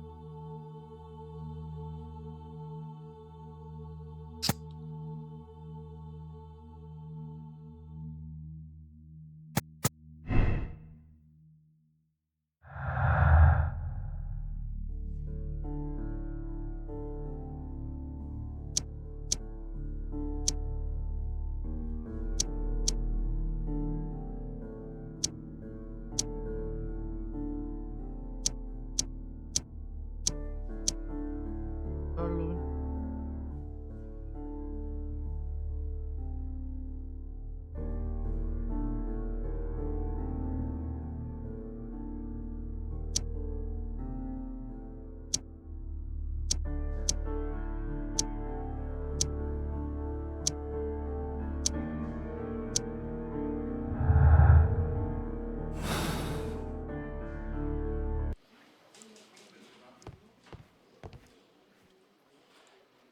I'm not sure that I can be helpful at the moment.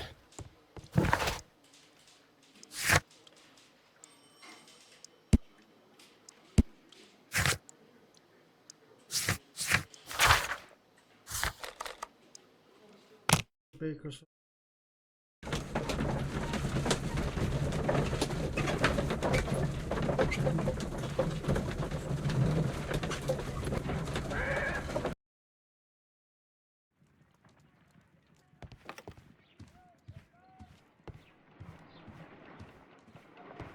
burasıyla daha sonra tabii kolay ama öldü gene ama